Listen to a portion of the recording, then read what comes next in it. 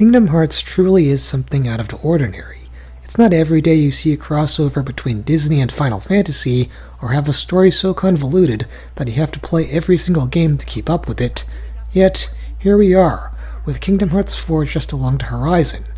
At least, hopefully that's the case. Anyway, the series has been breaking records and getting generally positive reviews, but in the midst of that success, like any adolescent teenager, it's got some serious problems. And a lot of that boils down to one word: inconsistency. For the story, Kingdom Hearts gets lost in a lot of complicated details that are too dense to follow. What started as a very simple coming-of-age story turned into a series obsessed with making its mythos impossible to keep track. The gameplay seems to do the exact opposite, for instead of adding newer elements, the series tends to take away some of the features that worked in previous entries and start from scratch. Where did this all go wrong? Well, I don't mean to pick on everyone's favorite game, but it all started with Kingdom Hearts 2. Oh, brother, this guy stinks! Allow me to explain.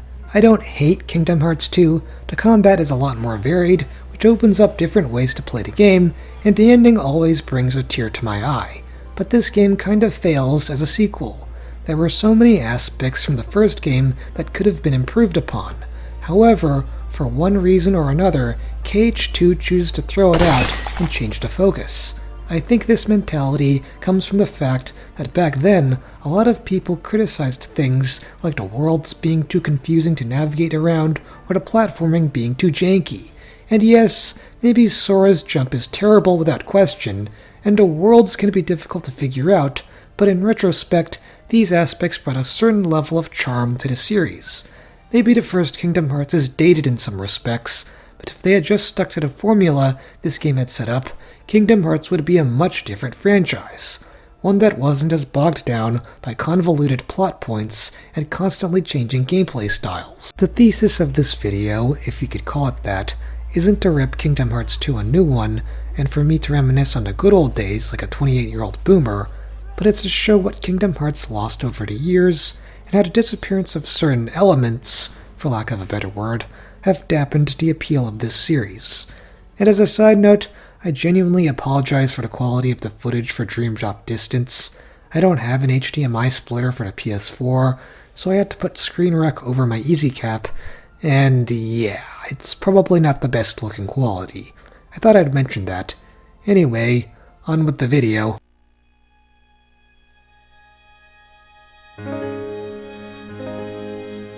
So, Kingdom Hearts is known to be a crossover between Disney and Final Fantasy characters. Many of the levels are based upon different Disney films, while having some Square characters in the mix. But the way that this has been handled, especially between Kingdom Hearts 1 and all the other entries in the series, is very different.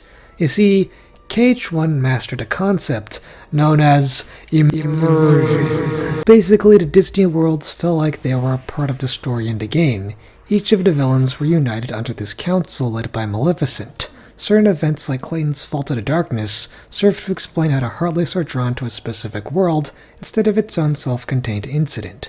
Additionally, the characters would often be aware they're one piece of a bigger universe. King Triton somehow knows about the Keyblade and is frightened by it, stating that, "The Key-bearer shatters peace and brings ruin." In the first Kingdom Hearts, the Disney characters were a part of the actual story. They didn't feel like stopgaps that interrupted the journey Sora, Donald, and Goofy were going on. Sometimes, the Disney worlds would even expand upon the mythos in a way that feels inspired from their film counterpart. Take Monstro as an example. Square took the central plot of Pinocchio, which was a puppet wishing to become a real boy, and reworked it. During your time in the world, Riku questions as to how Pinocchio could have a heart while not being an actual person. After all, a puppet is lifeless and seemingly doesn't have the feelings and emotions that people do. What seems like a minor plot point at first becomes a bigger one later on in the series when it's revealed that the Organization 13 members who, as nobodies, were taught that they were empty husks without hearts, are revealed to have been lied to and actually have had hearts all along. Though a small part in the original Kingdom Hearts, the ordeal with Pinocchio inside of Monstro gave a brief introduction of the philosophical questions Roxas and the organization would struggle with, even though we haven't seen them yet. And Square didn't deviate much from Pinocchio's film depiction in order to do this. Of course, you'd expect the sequel to find a way to build off of this, but for whatever reason, Cage 2 takes the safe route by making the Disney characters be strictly focused on following the movie's story. Basically, the way that Cage 2 works is that they introduce a bunch of plot in the beginning. Yen Sid explains who the Nobodies and Organization 13 members are. He tells Sora and company that the worlds aren't quite in order, so they set off to spend time in a bunch of Disney realms. The problem is that while they're there, the main story never comes up ever again. It gets lost in all the Disney shenanigans. Events like Hercules trying to become stronger and more confident in Olympus Coliseum, and Mulan trying to fit into the army have nothing to do with the Organization 13's plot to make themselves whole again. Of course, there's a midpoint where we return to Hollow Bastion, and we're reminded of the main problem that's at hand. However, in most of the second visits, this main plot isn't really brought up ever again. Maybe Xigbar and Luxord's presence sort of reminds the player of Organization 13 being your enemy. However, their actions do little to affect the problems in Land of Dragons and Port Royal respectively. Now, there are some exceptions to this formula, namely Beast's Castle and Space Paranoids. For the former, Zaldin's manipulation ties into the Beast's paranoia. It's very similar to the Pinocchio example, in which Square took the source material of the Beast's character in the film and recontextualized it. Zaldin actually inflicts harm onto the Beast and is basically trying to make him as fearful as possible so that he could turn him into a nobody for his own purpose. He makes him untrustworthy towards his own servants, having them be locked up. He steals the Beast's rose. He messes with a lot of what the Beast holds precious. Space Paranoids doesn't have the same impact Beast's Castle did, but the writers still make it relevant to the plot by having Tron be a computer defense program for Ansem the Wise, which eventually leads to Sora and the gang learning about his true identity. Unfortunately, these are only two exceptions, and most of the other worlds are more self-contained. And future titles sadly follow this trend. What's worse is that they end up doing away with a lot of the Final Fantasy characters, which makes the games feel less like a crossover. I know that Nomura said in an interview that he felt like the main characters should be enough to carry the story forward, and I guess they did bring them back for the Cage 3 DLC Remind, but the combination of the shafting of Final Fantasy characters and the watering down of the Disney elements kind of shows how far Kingdom Hearts has strayed from the ingenuity of the way the two franchises were portrayed in the first game. They went from feeling as if they were immersed in the Kingdom Hearts universe to simply direct-to-DVD versions of their movies.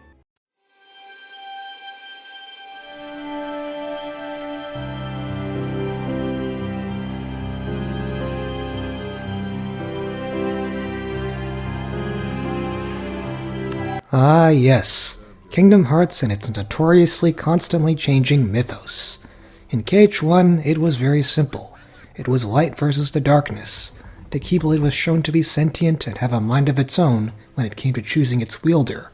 The Heartless were the evil bad guys that consumed the worlds, and we had to stop them by locking all the keyholes hidden in their surroundings. It was all very easy to understand, but that doesn't mean that it was without its depth. In fact, I'd go so much as to say that the simplicity in KH1 gave way to greater character development, as seen with the identity with Ansem. Now, Ansem is in all but a handful of scenes in the game. However, his reports give a lot of insight into who he is. Basically, he's an unsatisfied king who feels like he's trapped on an island, which is not too different from the laments of Sora, Riku, and Kairi. However, instead of trying to meet new people and form deeper relationships, he tries to experiment on them and gain knowledge about the heart by delving deeper into the darkness. In this case, he's the antithesis of Sora.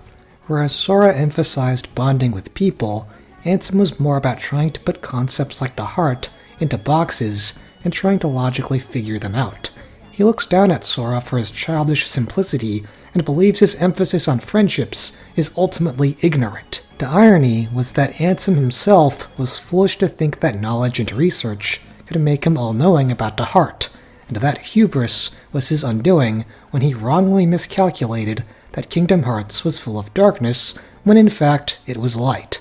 And how did Sora know this? It was through the many friendships that he made that he was able to gain a fuller understanding of being a human, something that Ansem could never interpret because he only defined people based on how smart they were, which gave him a very narrow outlook on the world. Wow, that's a lot of depth for a kid's game. I wonder how KH2 builds off upon this. What? We went through all that trouble to defeat an imposter? Yup, a fake. But he still had to be stopped. Okay, so Kingdom Hearts 2 kind of changes up a lot of things here. First of all, it turns out the Ansem we defeated in KH1 wasn't the real Ansem. That was Xehanort's Heartless, who was one of 7 apprentices under the real Ansem. In fact, the reports we were reading about were written by Xehanort's Heartless, with the exception of Report 0. For the longest time, I was pretty confident that this was a retcon, but there is a possibility that it was sort of hinted at in Chain of Memories with the presence of Diz. Although, at the same time, if you read some of the text boxes in Hollow Bastion, it certainly sounds like Leon is referring to Ansem's Secret of Darkness. Retcon or not, this not only was the first instance of Kingdom Hearts' confusing narrative, but it also really ruined Ansem as a character. There was a sort of tragic element when it came to the backstory of Ansem's Secret of Darkness. The reports seemed to make it appear as if he was initially a very benevolent person, who eventually seeped himself too closely to the darkness. With Kingdom Hearts 2 changing the nature of his character, the depth and subtlety depicted of him in the reports is no longer there. It becomes something else entirely, and it just doesn't have the same weight if they hadn't gone with the major twist. All that analysis I was explaining regarding the clashing views between him and Sora no longer really mean anything. A more glaring issue is the concept of the Keyblades. Initially, the Keyblade chose Sora. Yeah, it switches over to Riku for some time, but that seemed primarily to test the strength of his heart. I guess Riku, Ansem, and Mickey could also wield Keyblades, but it's shown that the Keyblade of people's hearts is artificial, and Mickey having the Kingdom Key D, I guess, is never questioned because it's shown for a very brief time. Look, I know that he finds it just sitting there waiting for him in 0.2, but that game didn't exist yet in 2002. For all we know, Sora was the chosen Keyblade wielder. And then KH2 comes around and gives Kairi and Riku a Keyblade. Perhaps with Riku, this could be explained that he's the chosen Keyblade wielder of the Realm of Darkness, in the same way that Sora is the chosen Keyblader of the Realm of Light. But Kairi? There really isn't much of a reason that she should be able to wield one. Obviously, this goes against everything that has been established within KH1, and it also reduces a lot of the exclusivity that comes with having the Keyblade. The reason it chose Sora was because while Sora wasn't the brightest and most popular in his circle of friends, he found his strength through his innate ability to make connections rather than within himself. The addition of other Keyblade wielders makes those characteristics null. And of course, this just gets a lot worse with BBS. Sora didn't really earn the Keyblade, he merely got it because Ventus's heart was inside of him. According to BBS, Riku was the one that was supposed to have the Keyblade because Terra did the rite of passage to him.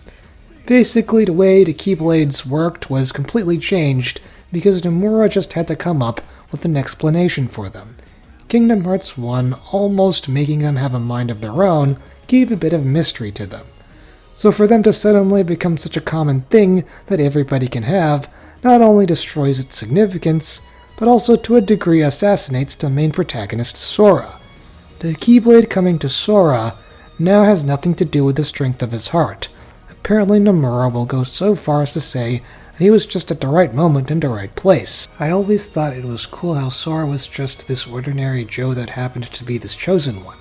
It seemed like most of the characters like Leon expected the Keyblade to choose somebody of high valor and nobility, somebody that could show a level of strength. So for it to go to an ordinary guy like Sora goes counter to what they were hoping for. Yet, that's what makes him more relatable. It's like what Stan Lee was going for when he made Spider-Man. Most of his appeal came from how he fit into the mold of the average human being. It might sound cliché today, but in KH1 it just works. And for the series to have the audacity to make everybody be able to have a Keyblade, including fucking Lee of all people, destroys that relatability. And speaking of which...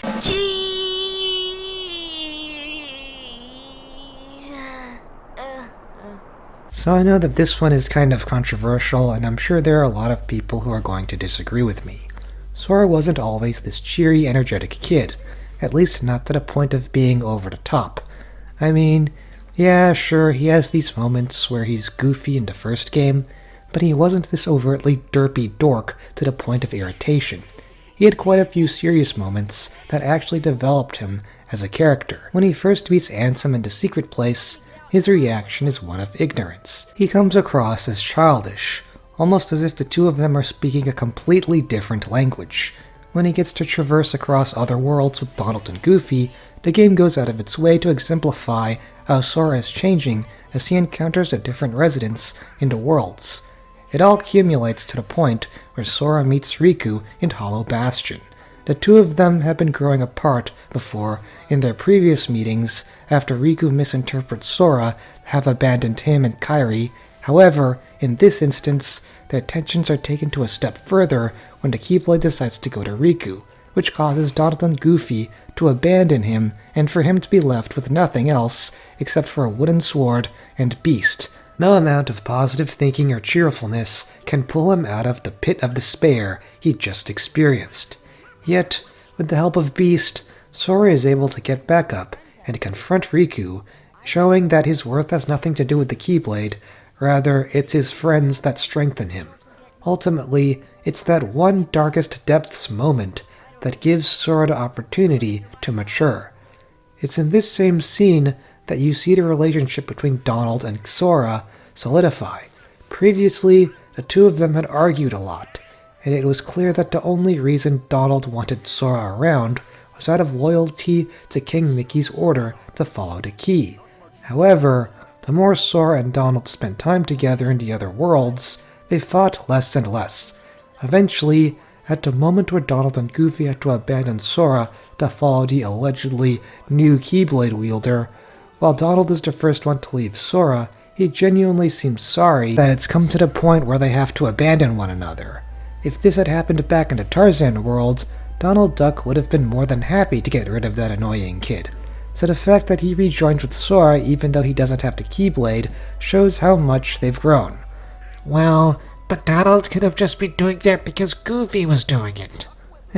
Maybe, but how do you explain how Donald was desperately running to Sora's side after he sacrificed himself? Or how he himself tried to protect Kairi from Ansem? If you remember several worlds earlier, Donald behaved as if he didn't really care much for finding Riku and Kairi, so to see him make a 180 on this really shows how much value Sora has for him. And this even extends to Chain of Memories. That game really tries to explore the other side of Sora, one that was more angsty, more frustrated with how difficult it was to understand what was going on around him. He runs away from Donald and Goofy because he felt like they weren't helping when it came to figuring out what was going on with his memories. Yeah, Sora actually gets angry in this scene. This is a huge departure from what we normally see of his energetic, go-lucky self. Yet, Donald and Goofy don't abandon him, and ultimately they save him before Larxene can kill him. This ultimately shows that Sora can have his defeated moments, and he can't 100% get through his trials without his friendships with Donald and Goofy. So, how does Cage 2 expand upon that? Well, it doesn't, at least not in a meaningful way. What's missing with Kingdom Hearts 2's depiction of Sora is that growth or maturity from a situation. There is one part where Saïx reveals his ultimate plot to Sora, which is that the more Heartless Sora kills, the closer they become to completing Kingdom Hearts. This causes some contemplation on Sora's part because now he can't use the Keyblade, so how is he supposed to save the worlds from them? However, I guess his conclusion is to just keep slaying Heartless anyway, and figure out how to get to the world that never was, to finish off the organization for good. He doesn't really grow too much from this problem. There aren't really too many scenes during the second visits of the Disney worlds where it feels like he's agonizing about how Kairi is doing while in captivity, or distressed that his work of saving the realms from the Heartless is also helping the organization. Granted, maybe somebody can argue that Sora's cheerfulness and fun nature is meant to distract his thoughts from those issues. He's not meant to be a Cloud Strife or anything like that, but there at least could have been some indications that he was using his joyful self to mask his grief. Speaking of grief, there's also the aspect of Roxas and his merge with Sora. If you want me to be honest, I really liked the Roxas subplot. Ultimately, he has a far more complex story than the one that Sora has, and once he combines with Sora, there are a couple of instances where he sort of shows his presence within him. I feel like there could have been more scenes that showed this dynamic, and they could have gone even deeper with it, in which Sora gets a little bit of self-awareness that something is up with him. I mean, he sort of does, but it's very surface level, and Roxas never really has his big moment until the world that never was. Basically, there were a lot of experimental things that Square could have done with Sora's character, but it never quite gets fully realized because they're too busy trying to expand onto Kingdom Hearts lore. And it's also worth mentioning that this is the game where you start to see the beginning of Sora becoming a little more obnoxious. It's not too terrible like in the future titles.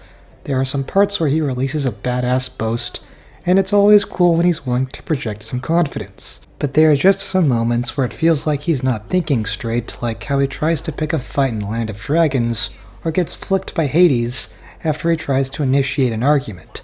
And this only gets worse with future installments. In Dream Drop Distance, he almost gets possessed by Xehanort and ends up failing the Mark of Mastery exam. And what does he do after waking up?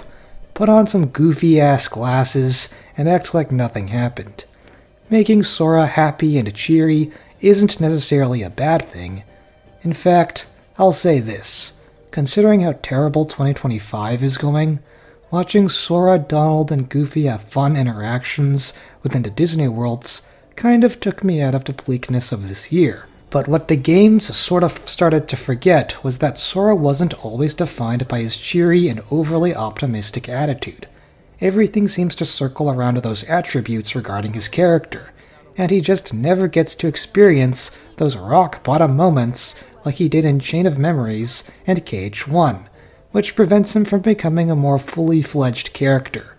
That being said, Sora's character isn't the only aspect that feels as if there was something taken away.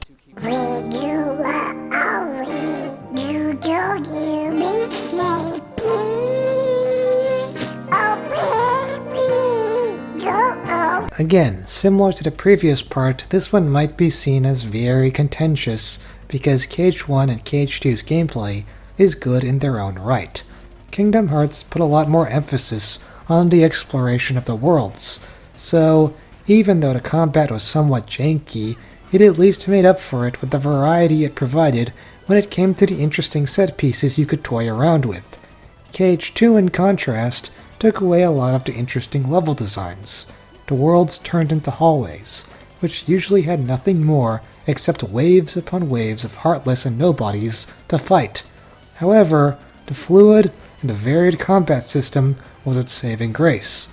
Neither one of them is better or worse, but one of them kind of carries more subtlety than the other. For KH1, the worlds actually felt like worlds in the literal sense that they were virtually playgrounds. Wonderland is probably the best example of this. Depending on where you looked in the Lotus Forest, you could find different areas to enter the Bazaar Room, which rewards you with a chest after interacting with some of the lights and pictures present there. I feel like you can make an entire video about Wonderland because there are so many secrets to be found within here. In Hollow Bastion, there are several bubbles that transport you to hidden areas. However, if you cast Blizzard on them, you can turn them into platforms to hop across. In Traverse Town, if you hit a clock several times until both hands reach 6 o'clock, then you'll be rewarded with a chest. Like, I could go on and on about these little secrets that KH1 has that basically makes me want to keep coming back. The problem with KH2 is that they make everything so linear. I'm not sure if this was a response to the fact that KH1's sprawling worlds were too hard to navigate around, but let's make a comparison.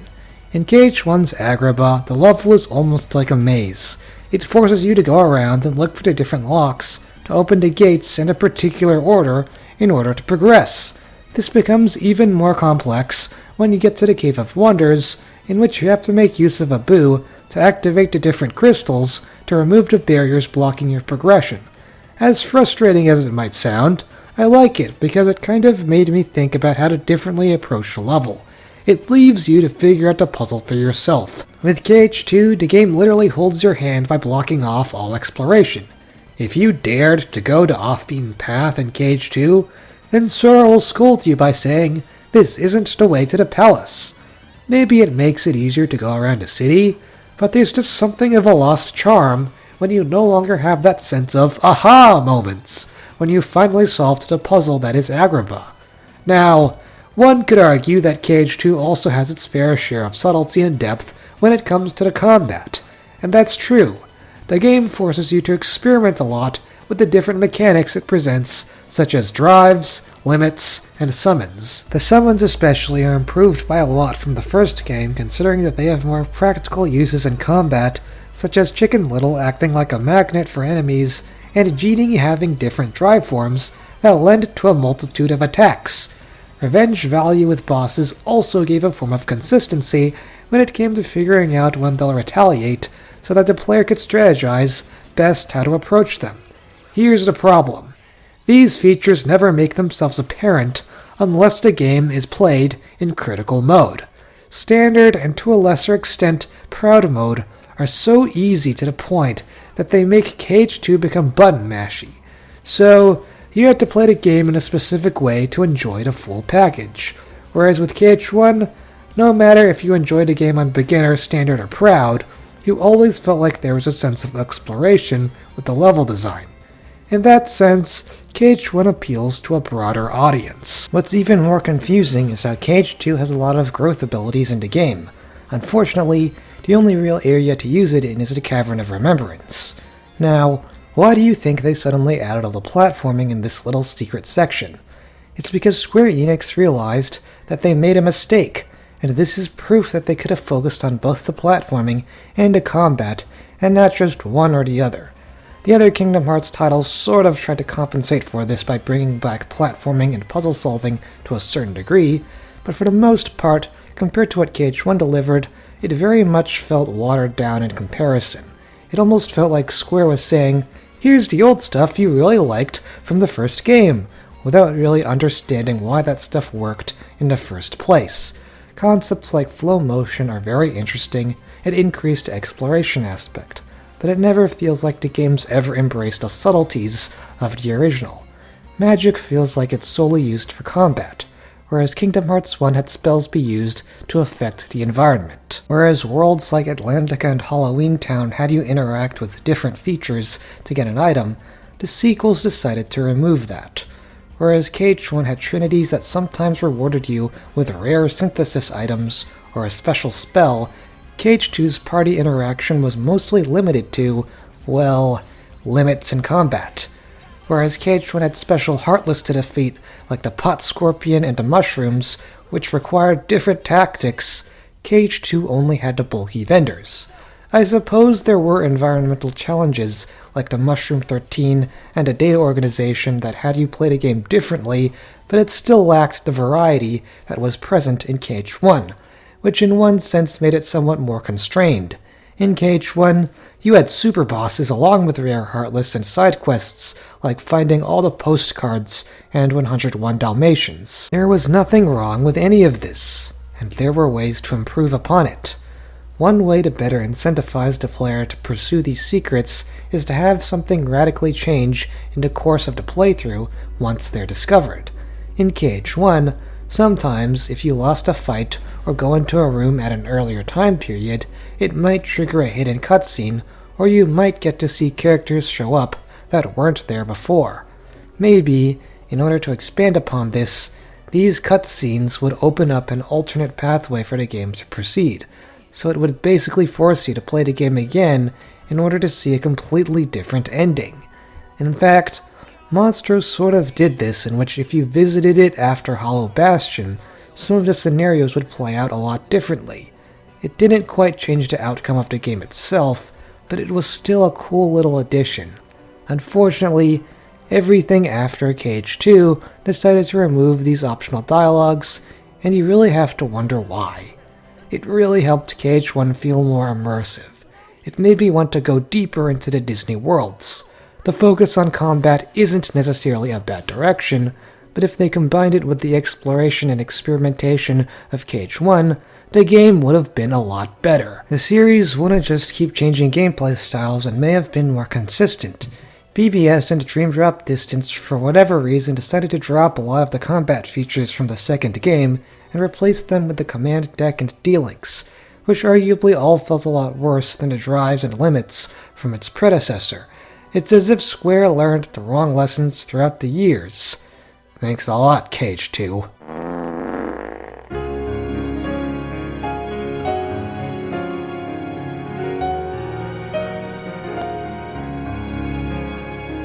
So to conclude, some of you probably think I hate Kingdom Hearts 2. Nothing could be further from the truth. Cage 2 is one of those games that helped me get through a rather dark time in my life. I remember in college I didn't have that many friends and was mostly a loner. Playing through Kingdom Hearts 2 on critical mode and attempting it on level 1 is probably the most satisfying experience I've ever gone through. It taught me to push myself to the end and to not give up. So, in that case, Kingdom Hearts 2 has a special place in my heart, but a lot of the changes it made really affected the series as a whole, and the more I play this game, while I have good memories, I can't help but feel like something was lost from its predecessor. And I'm not just making this for the hell of it. I'm hoping that Cage 4 tries to look back at what Cage 1 did and bring back some of these elements. I want Cage 4 to have Disney worlds that feel as if they're integrated into the story instead of its own separate entity. I want to see more interaction with the level environments instead of going through room after room fighting waves of heartless, nobodies, or unversed. I want to see Sora go through meaningful character arcs. He doesn't necessarily have to give up being gregarious and energetic, but based on the Cage 4 trailer, it looks like there could be an opportunity to take him in a more serious direction that could be somewhat akin to what was seen in Cage 1. I hope it doesn't come across as if I'm holding Cage 1 on some kind of pedestal, as if it's the magnum opus of Kingdom Hearts. That's not what I'm saying. It has some first game issues like the camera being bad and the controls being jank, but despite all that, it had a lot of qualities that gave it a sort of charm that the subsequent entries seem to have more or less abandoned. This adventure that the original Kingdom Hearts took us on just seems to have been all but lost. Kingdom Hearts 2 may be considered the best in the series by so many people, but it was also the straw that broke Kingdom Hearts' back. All the problems of the series, from the confusing lore to the constantly changing gameplay styles, can be traced back to this game. One can only hope that this series finds a way to recover. Well, that's all I have for you. I'm Dave Reviews, and I hope you all enjoyed this video. I had to play a lot of Kingdom Hearts to make this, and it took a lot of time and effort, and this was like the one thing I was really focused on throughout the month. So thank you all for watching, and don't forget to hit the like and subscribe, and I'll see you guys later.